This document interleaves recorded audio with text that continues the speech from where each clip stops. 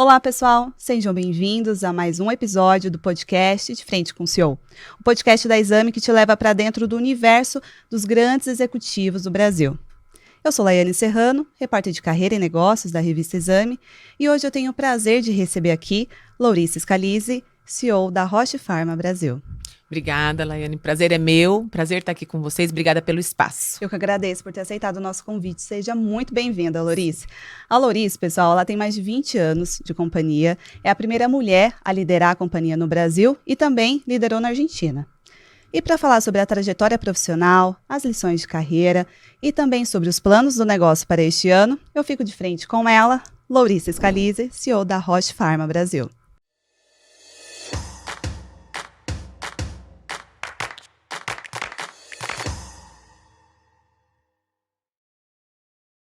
Laurice, vamos começar falando um pouquinho sobre a sua trajetória. Um dia eu li num livro que a profissão, a carreira pode começar em casa, muitas vezes por influência dos pais. Você escolheu sua profissão por causa disso, por uma influência familiar ou não?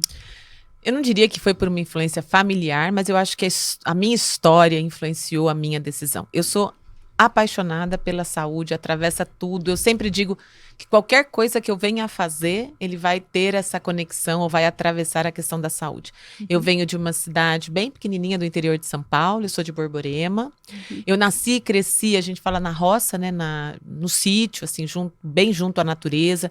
Então, tudo atravessa por aí, né? Então, assim, a gente cuida da saúde das plantas, a gente cuida da saúde dos animais, a gente depende desse ecossistema saudável para que a gente possa subsistir e existir. Um outro aspecto que para mim atravessou bastante e trouxe esse desejo, essa paixão pela saúde, é que eu já contei algumas vezes isso, mas a cidade em que eu nasci, que era bem pequenininha, a gente demorou muito para ter um hospital. E quando esse hospital apareceu, que é uma Santa Casa, para todos nós ali, era assim como um marco enorme. Então, todos cuidávamos para que o nosso hospital, para que a Santa Casa estivesse bem, para que todos pudéssemos nos beneficiar daquilo, né? Então, acho que a escolha da minha profissão, ela vem disso, ela vem da minha formação, da comunidade em que eu cresci, nasci, da minha relação com a natureza e com esse ecossistema saudável. E outro dia eu tive a oportunidade de estar numa mesa com uma pessoa assim, muito especial, e ela trouxe uma fala que eu acho que resume tudo, assim, a minha escolha pela minha profissão e pela área em que eu atuo hoje, que é a saúde, né? Que é a questão a saúde, ela está relacionada com o existir, né? A questão da saúde é eu existo, eu cuido da existência do outro, ou eu não existo, né? Então, para mim, assim, eu não consigo dizer exatamente em que momento, mas desde sempre é o que me motiva, o que me apaixona. Legal. E isso te levou a fazer uma faculdade de farmácia, Sim. certo? E como você entrou no mercado de trabalho? Quais foram os desafios que você teve? Você imaginava um dia ser CEO? Não, acho que eu não imaginava ser CEO, então eu fiz faculdade na Unesp de Araraquara, também no interior de São Paulo. Vim para São Paulo logo depois e imediatamente me conectei com isso, assim, com como levar saúde a quem está precisando, como fazer isso. E no começo, eu acho que a minha profissão me encontrou mais, a minha carreira me encontrou mais do que eu busquei. Então, eu cheguei na Roche como propagandista da Diabetes Care, que era uma área de cuidado com diabetes. E aí eu fiquei apaixonada, né? Então, assim, você entende sobre a doença, você entende sobre a necessidade daqueles pacientes. E a partir daí as coisas foram acontecendo, né? Eu acho que eu também acredito muito nisso, que a gente precisa estar disponível para um fluxo que vai acontecendo da vida e das coisas, e a minha carreira foi me encontrando. Eu não desejei ou não tive a ambição da posição que eu ocupo hoje, mas sou muito, muito feliz de estar na posição. Legal, você chegou na Roche em 2000. 2000, né? exato. Entrou na área de vendas. Sim. E desde então você teve, obviamente, vários desafios e oportunidades. Mas qual foi o momento em que você viu assim que você teve um salto na sua carreira? Qual foi a oportunidade que fez seus olhos brilhar e acreditar que você poderia avançar ainda mais dentro da companhia? Eu acho que tiveram 3 momentos que para mim foram assim críticos na minha carreira, transformadores. A primeira, logo que eu entrei como vendedora, como propagandista na diabetes, e eu percebi que quando os pacientes eles iam num hospital e eles tinham o primeiro diagnóstico de diabetes e que eles começavam a usar um aparelho para monitorar a glicose, eles confiavam muito naquilo. Então, a minha inquietação naquele momento é como a gente disponibiliza para esses pacientes poderem comprar nas farmácias próximas dos hospitais em que eles estão. Então, essa foi a primeira vez que eu percebi, nossa, é isso, a gente vai observando as necessidades, a gente percebe os gaps e a gente vai fechando isso. Então, foi assim, incrível esse momento, esse insight. Depois, o segundo momento da minha carreira que foi transformador foi quando eu saí do Brasil em janeiro de 2014 e eu me mudei para a Suíça para fazer uma posição global. O que significa isso? Que eu atendia o mundo inteiro. Então, eu fazia uma parte do trabalho e eu posicionava alguns produtos da Roche Diagnóstica para o mundo inteiro. Então, é como se, de repente, alguém tivesse colocado uma lupa na minha frente e eu estivesse vendo o mundo ampliado.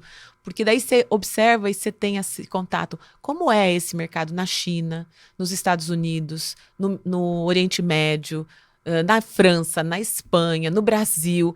Então, de um momento para outro, eu tirei aquela visão minha que era bastante menor aqui do Brasil e ela ampliou. Então, nossa, olha o mundo.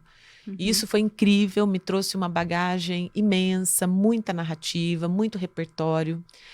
E eu acho que o último, e que foi assim, também um momento assim de uau, foi quando eu voltei para o Brasil, no dia 1º de abril de 2023, para estar à frente da afiliada aqui.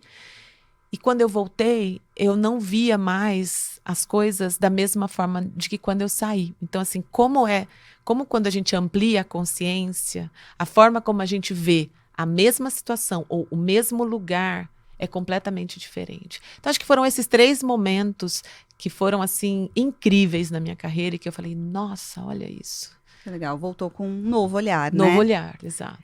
E você falou dessa sua experiência internacional, que eu acredito que pode ser a ambição de muitos profissionais, né? Quais habilidades você acredita que te levaram a conquistar essa oportunidade lá fora? Eu acho que essa oportunidade, mas também a minha carreira. E acho que toda a minha trajetória, e desde muito pequenininha, tem um aspecto que existem algumas coisas. Eu sou muito curiosa, eu sou muito inquieta, acho que isso ajuda. Mas tem um aspecto que ele é fundamental, que eu acho que é a disciplina. E é interessante como, em geral, a gente associa a disciplina com esforço, ou com alguma coisa pesada. E na verdade, a disciplina, para mim, ela é o que facilita tudo, ela ajuda, ela transforma uma coisa muito difícil numa coisa mais fácil. Então, por exemplo, viver fora do Brasil tem vários desafios, né? Tem uma parte super romântica daquilo que a gente pensa, mas depois de uma semana que você acorda vivendo lá, naquele frio, e que você sabe que você não tem o ticket para voltar, que você não tem o bilhete aéreo para voltar, porque agora você vive lá.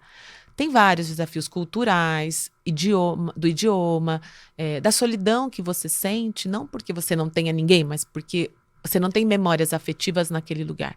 E eu acho que a disciplina é o que te ajuda. Então, você vai construindo essas memórias, você vai aprendendo o idioma, você vai aprendendo da cultura, vai criando vínculos.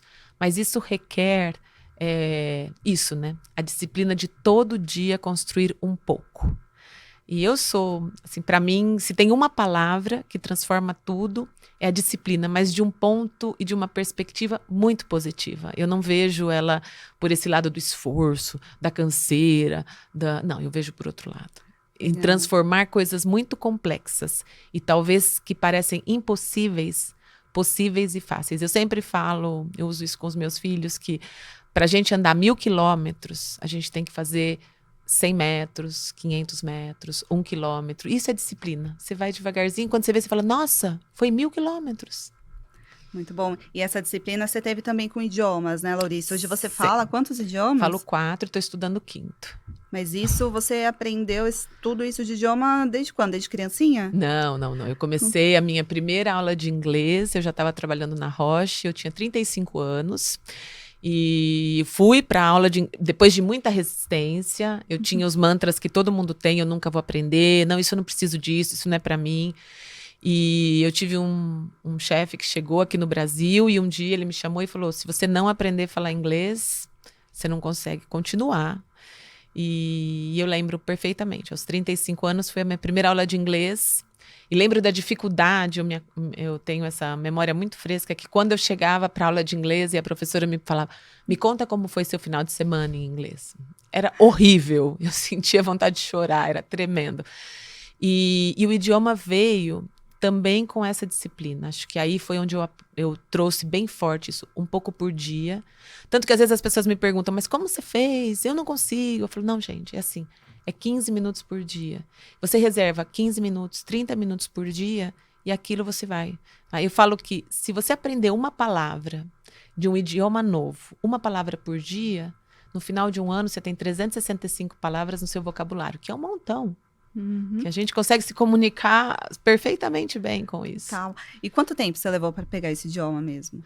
Sim, o inglês, eu comecei aos 35, eu mudei do Brasil, me mudei para a Suíça, eu estava com 40 anos, então já, assim, tinha uma base, mas claro, me exigiu bastante esforço lá. Então acho que e depois, vivendo na Suíça em 3 anos, eu aprendi alemão, né? e sim, e aí foi. Depois, vivendo na Argentina, o espanhol, e hoje estou aprendendo italiano. E para as pessoas que acreditam que perderam time muitas vezes de mudar de carreira, de fazer uma faculdade, ou até mesmo de aprender um novo idioma, qual conselho você pode dar para essas pessoas? Eu não corroboro com isso, eu não acredito que a gente perde o tempo nunca, eu acho que todo tempo é tempo para... Hoje, é nesse momento, eu acho que o momento em que você toma a decisão de fazer alguma coisa e você começa a estudar e aprender, naquele momento tudo se transforma, tudo vira outra coisa. Eu acho que até mesmo esse desejo de mudança de carreira ou de buscar outra profissão, outra coisa, no momento em que você começar a estudar, no momento em que você colocar energia naquela direção, outras perspectivas se abrem, porque também muda a sua forma de pensar. Uma vez que você amplia o seu pensamento com outra informação, com outro conhecimento, tudo vai alterando, né? Então, não corroboro. Acho que sempre é tempo da gente começar e de aprender e de fazer qualquer coisa que a gente acredita. Esse ano eu comecei a fazer aula de piano. Então eu pensei, bom, eu tenho 53. Em 10 anos eu vou ter 63, eu posso ser uma pianista em 10 anos. Talvez eu não seja o Mozart, claro, não serei, mas que eu consigo tocar bem, fazer uma boa performance. Exato. É possível. Então, sempre é possível. Eu sempre acredito que é possível, em qualquer idade. Muito bom. Você assumiu o cargo de CEO da Roche no Brasil em 2023, certo? Sim. Antes você passou pela Argentina também como CEO. Qual foi o seu maior desafio ocupando essa cadeira? Acho que são alguns desafios. O principal desafio, tanto na Argentina quanto no Brasil, foram porque nos 2 países eu fui a primeira mulher depois de quase um século, na Argentina quase 100 anos, no Brasil 90 anos, de uma posição ocupada por um homem. Então a posição, a cadeira, ela tem muito presente um modelo e um arquétipo masculino. Então eu sempre digo que quando eu cheguei, tanto na Argentina, quando eu cheguei aqui, o primeiro que acontece é que todo mundo celebra, que bom a gente ter uma mulher. Mas depois, na primeira situação de crise, ou na primeira situação mais complicada, todo mundo olha para você esperando um comportamento ou uma atitude de quem sentou naquela cadeira sempre, que não sou eu. Então, acho que o maior desafio para as primeiras mulheres em posições não é chegar na posição, mas é ter a consciência que ali não é o final, é só o ponto de partida. E o que a gente precisa nesse lugar é construir novos modelos que sejam inclusivos, modelos em que qualquer pessoa que olhe possa desejar, sonhar, almejar a posição, porque não é uma posição estrita para um tipo, para um modelo, para uma forma. Ela é múltipla, pode ser qualquer pessoa, qualquer perfil, qualquer modelo que consiga fazer bem a gestão. Então esse é o maior desafio sempre. E a questão da maternidade, por acaso foi um desafio para você, Laurice? Ou não? Você conseguiu levar, teve uma boa rede de apoio? Eu não tive rede de apoio. Eu sou mãe de 3, eu tenho um casal de gêmeos de 26 anos e tenho um filho mais novo de 20. Em alguns momentos, sim, eu tive apoio. Com meu filho mais novo, eu tive bastante apoio do pai dele, da minha mãe naquele momento. Com os meus filhos mais velhos, menos. Eu acho que a maternidade, ela vem associada a muitos mandatos, né? A muitos estigmas, né? Do que é esperado de você. E por mais que eu seja bastante rebelde nessas questões, isso são vozes que estão ali, né? Então, em diferentes momentos, eu tive muitos dilemas.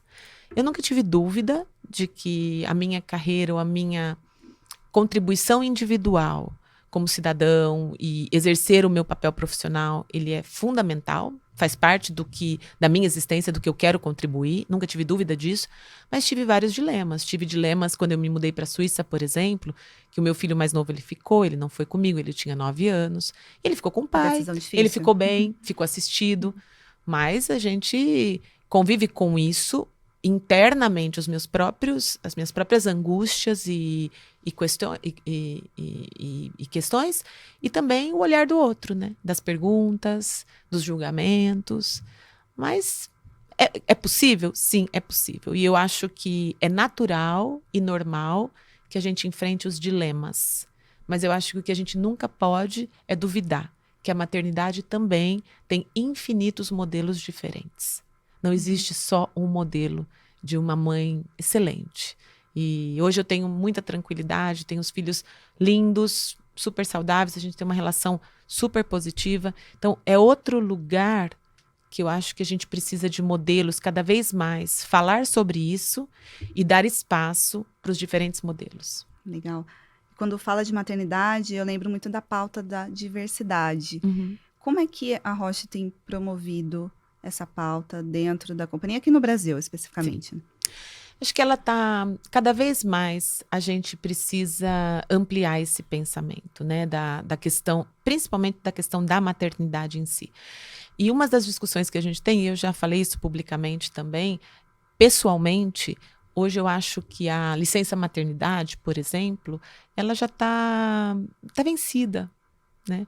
É uma conquista, foi uma conquista extremamente importante, só que hoje a gente precisa realizar, pensar, entender que existem diferentes modelos de família e que a gente precisa que todos sejam responsáveis pela criança. Então, se é uma família com 2 pais, eles têm que ter o direito de ter o tempo para a adaptação dessa criança. Se é uma família com um pai e uma mãe, os 2 merecem ter o direito do tempo compartilhado. Eu falo que o tempo compartilhado por uma mãe nunca vai compensar o tempo não compartilhado de um pai. Acho que os 2 têm o direito de criar este vínculo. E quanto mais a gente pensa numa sociedade equânime ou equitativa, ou que a gente pense igual, a gente tem que começar desde esse lugar, estabelecendo que as responsabilidades são compartilhadas, que o valor do pai na vida de uma criança é o mesmo valor de uma mãe, com funções diferentes. Eu amamento, mas o pai pode dar uma mamadeira. Então, assim, esse é um lugar que a gente precisa repensar. E tá, dentro da pauta da Roche, a gente tem essa discussão.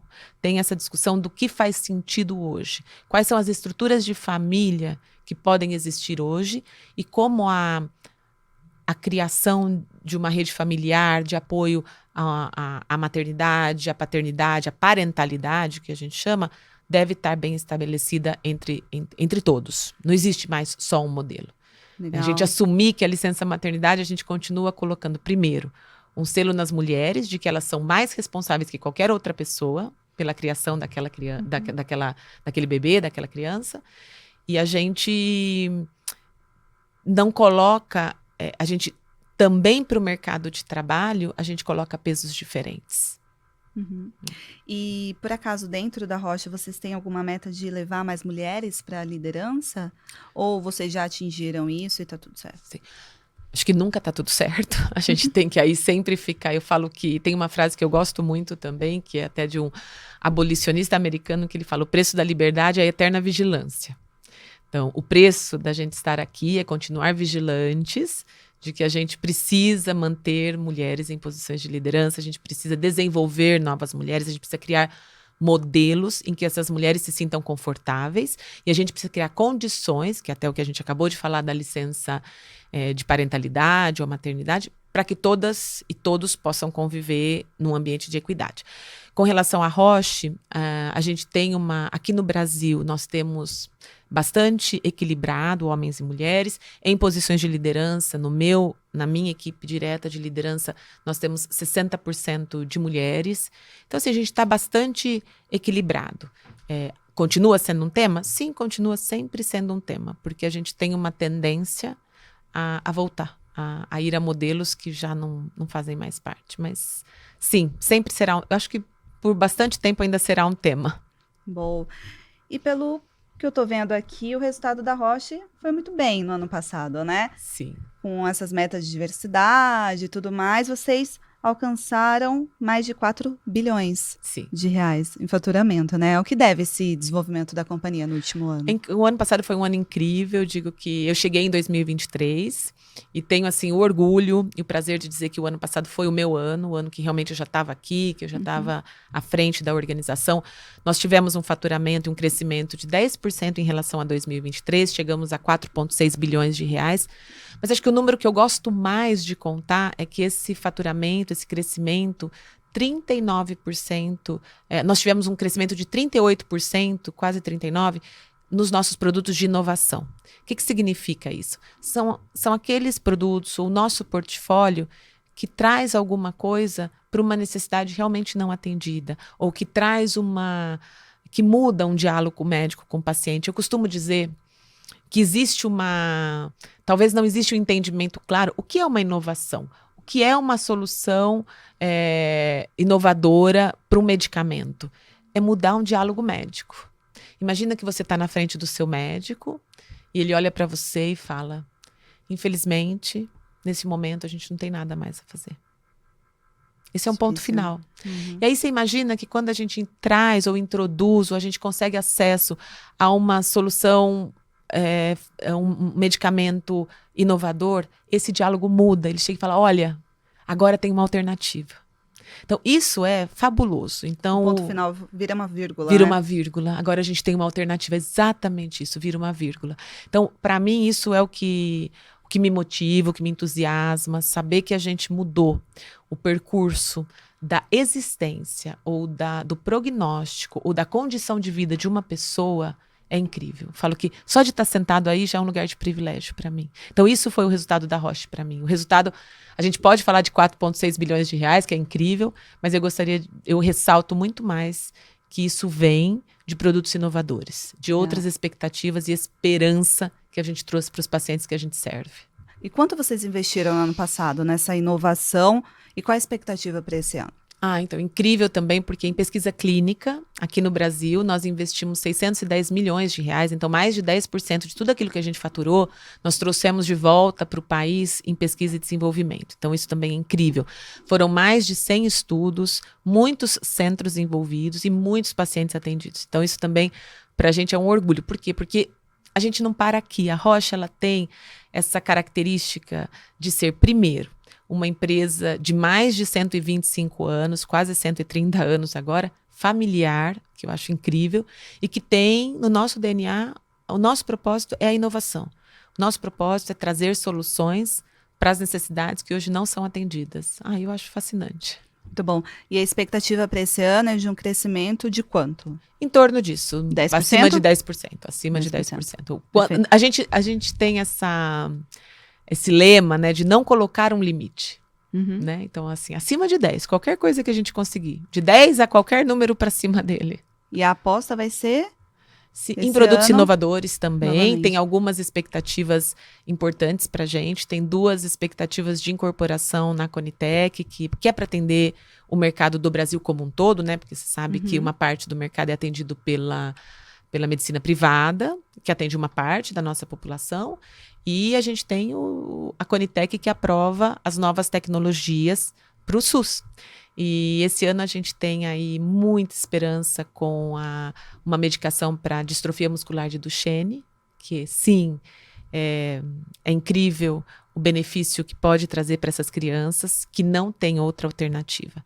E hoje eu celebro que do ano passado para cá, mesmo ainda sem estar incorporado na Clonitec, a gente tem atendido já 10 crianças e com um prognóstico incrível deles terem uma outra realidade, uma outra perspectiva, uma esperança de uma condição de vida diferente. E a outra tecnologia, outra medicação que a gente também está bastante entusiasmados e com muita esperança é a NMO, que é a neuromielite óptica, que também é uma condição neurodegenerativa que deixa sequelas importantes e que acometem principalmente mulheres jovens e negras. E, então a gente está bastante otimista de que a gente vai conseguir, majoritariamente negras, né? Que a gente vai conseguir a incorporação dessas duas tecnologias, entre outras que a gente tem. Mas essas são as que a gente está assim, pulsando, trabalhando muito forte para conseguir trazer. Isso que eu ia até perguntar para você, como é que funciona o diálogo com o governo? Porque na Argentina mesmo você trabalhou em um projeto voltado para o câncer de mama, certo? Sim. Conta um pouquinho sobre esse projeto e quais são os projetos que hoje a Roche desenvolveu, né, ou vai desenvolver no Brasil. Sim, na Argentina nós tivemos alguns projetos interessantíssimos, mas contando um pouco aqui do Brasil. Primeiro assim, em qualquer lugar, nós precisamos, como agentes da saúde, a indústria, a organização, a Roche, precisa encontrar esses pontos de diálogo. Porque a ideia ou a gente só consegue fazer diferença para o sistema se a gente conseguir dialogar, se nós estivermos alinhados com essa pauta do governo, com a agenda do governo. Aqui no Brasil, acho que tem diferentes iniciativas. Uma delas que eu gosto muito de trazer é de uma parceria com a Prefeitura de Curitiba, para fazer a digitalização da jornada do câncer de mama. Então, ter essa jornada digitalizada, ter os dados incorporados, porque isso vai acelerar muito o tratamento. E por que isso é importante? Eu acho que a gente fala pouco do efeito do tempo. Então, quando a gente pensa num tratamento, você pensa no diagnóstico, você pensa nos exames, você pensa na medicação. Mas a gente tem que levar em consideração que o tempo é parte da cura desses pacientes. Então, quando você digitaliza, você encurta esses tempos. Então, as chances, as perspectivas são bem maiores. Bem maiores. Incrível. Então, esse projeto com a Prefeitura de Curitiba é um exemplo, dentre muitos outros que a gente tem, e que corrobora, que vai ao encontro primeiro, da agenda de Estado, que a gente tem da estratégia digital de saúde, de ajudar com que o sistema de saúde, de um modo geral, incorpore ferramentas digitais para ser mais eficiente, para oferecer uma assistência melhor. E também vai ao encontro de uma outra agenda de Estado, que é muito importante, que é a redução das filas, né? Então, esse é um exemplo. E tem vários outros. E respondendo a sua pergunta, os espaços de diálogo existem e a gente encontra. O que a gente precisa é estar alinhado. Quais são as agendas, quais são as pautas, quais são os problemas que o Estado necessita resolver e como a gente aporta positivamente com soluções para ajudar a solucionar esses problemas. Legal. Uma dúvida, mas por que começar por Curitiba? A gente escolheu Curitiba, a gente trouxe essa solução para Curitiba, primeiro porque existe já uma estrutura digital implementada, porque existia o interesse da prefeitura, do sistema de saúde ali, para receber essa solução que a gente tinha. Então, a ideia foi, vamos começar e fazer um piloto aí, que pode ser escalado para qualquer outro lugar. Estamos super abertos de discutir ou dialogar com qualquer outra cidade, estado que esteja disposto e disponível para fazer intentos. Fico imaginando se isso pegar uma escala nacional, sim. Vai ser extraordinário, né? Vai ajudar milhares e milhares de pessoas. Sim. E a ideia é essa, a ideia é que fazendo um piloto que pode ser escalável, a gente tem esse diálogo com a pasta da Ana Estela Haddad, tem esse diálogo com o Ministério da Saúde, então estamos sempre dialogando e disponíveis para trabalhar juntos. Legal. E com seu olhar de mais de 20 anos no setor da saúde, quais são as tendências que você acredita que vão bombar assim, nos próximos anos na área da saúde?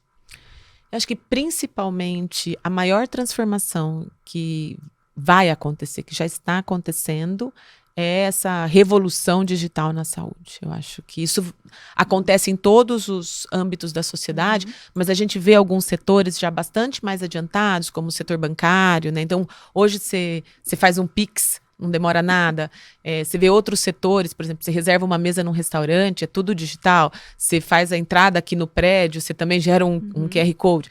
E a saúde, ela por ser um ambiente muito mais controlado, por ser um ambiente mais regulado, ele leva um pouco mais de tempo. Mas a principal transformação e tendência vai ser o uso das ferramentas digitais, o uso da inteligência artificial, tudo isso para trazer ganho de eficiência, de escala e para reduzir os tempos, para que a gente possa de verdade entender que o tempo é parte da cura do paciente. Muito bom. E você comentou sobre a inteligência artificial. Tem algum investimento, algo novo que a Roche está apostando nesse ano e que tem relação com inteligência artificial? Mesmo esse projeto de Curitiba, dentro do escopo do projeto, ele tem ferramentas digitais, mas ele também tem uma inteligência artificial. E a gente está, eu acho que estamos todos fazendo alguma coisa com inteligência artificial. Estamos naquele momento em que todo mundo está tateando um pouco ali para ver onde faz sentido, onde gera valor. Sim, existem algumas iniciativas e eu acho que elas vão começar a ficar cada vez mais presentes. Perfeito. E falando agora um pouco da sua saúde, Lorice, como é que você equilibra o trabalho com a vida pessoal? Eu vou voltar no mesmo tema que eu falei antes, com muita disciplina. Disciplina de novo. E outra vez, com esse lugar da disciplina positivo, saudável. Eu gosto de rotinas assim, então a disciplina de fazer atividade física, de lembrar que o meu corpo, eu preciso mover o meu corpo, a disciplina de aprender coisas novas. Todos os anos eu me proponho a aprender alguma coisa com o meu corpo. Então, esse ano é o piano, que eu estou aí fazendo esse esforço de aprender algo novo, né? De alguma coisa diferente. Atividade física, o que você costuma fazer no Eu faço pilates. Faço pilates. Os finais de semana, eu sou muito disciplinada com os meus horários de trabalho. Eu não trabalho aos finais de semana. Eu sou disciplinada, inclusive, em ter aí o contato com os meus amigos, de lembrar, não mandei o WhatsApp para minha amiga essa semana, então já vou mandar. Toda sexta-feira eu saio para encontrar os meus amigos. Então, trazer essas rotinas de uma forma leve, equilibrada, mas com esse compromisso ajuda muito a manter sanidade mental, sanidade corporal. O que a gente fala, né? Que eu adoro a definição da OMS, é o bem-estar físico, mental e social. Então, eu sou muito atenta a isso. Boa, boa. Nosso tempo está acabando, mas eu vou fazer mais umas 2 perguntinhas aqui. Eu queria entender o que te faz levantar da cama todos os dias, Lorice. Você falou que não tinha o sonho de ser CEO, mas você se sente realizada com o seu cargo? Você se sente realizada como pessoa? Sim. Nossa, muito. E eu acho que, eu comentei, tenho 53 anos e eu olho e eu falo que eu gosto muito de um livro do Neruda que fala, confesso que vivi. E acho incrível chegar na minha idade e falar, nossa, vivi. Porque, primeiro, a minha profissão, ela me permitiu viver a minha paixão. Eu sou apaixonada pela saúde, eu acho que outra vez é a base de tudo. Se você acordar de manhã e não se sentir bem, todo o resto fica comprometido. Então não tem beleza física, não tem um esporte, não tem nada, você não está se sentindo bem. Então a saúde, ela é a base de tudo. Então minha profissão me permite isso. E acho que a minha carreira me permitiu exercitar toda a minha militância, né? Toda a minha luta. Então eu sou feminista, eu acredito que todas as pessoas têm espaço para dar a sua contribuição individual, a sua contribuição como cidadão. Acho que somos todos sujeitos políticos do sistema em que a gente vive. Então, eu acredito que a minha carreira, o meu lugar hoje, ele me permite não só o exercício de todas as minhas causas pelo exercício da minha profissão, mas também como modelo. Eu sou mãe, eu sou amiga dos meus amigos, eu sou profissional.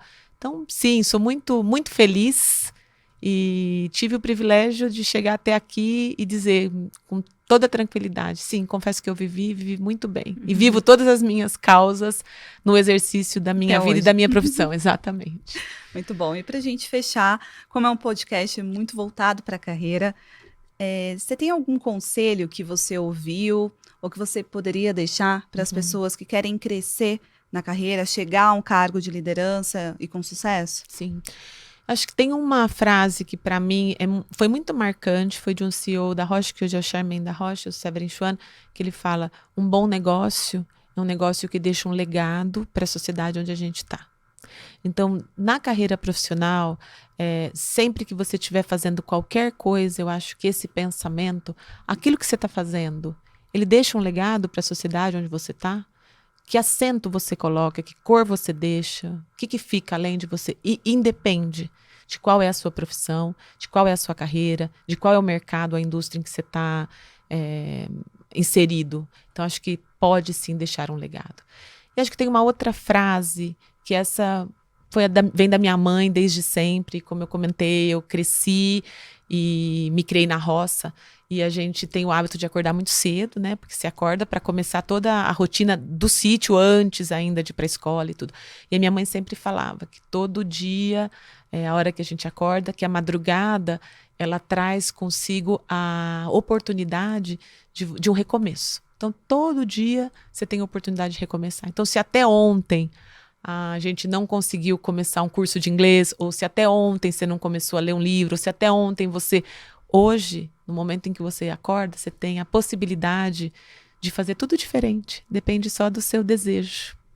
Ai, lindo. Muito obrigada, viu? Imagina, obrigada a você pelo espaço. Infelizmente, acabou o nosso tempo. Passou super rápido. Sim. Né? A gente nem viu a hora passar. Sim. Mas eu quero agradecer imensamente pela sua presença aqui, Laurice. Seja muito bem-vinda nas próximas vezes. Parabéns pela sua trajetória e sucesso para você e também para todo o time da Rocha Pharma. Muito obrigada. Outra vez, obrigada pelo espaço, porque eu acho que são esses espaços de conexão que vão abrindo e mostrando como a gente está inserido nessa sociedade, como a Rocha está inserida, quais são as possibilidades que existem. Então, eu agradeço que tenha me dado esse espaço de voz. E para você que nos acompanhou até aqui, muito obrigada pela sua audiência. Se gostou, curta, compartilhe e espero poder contar com você no próximo episódio. Até lá!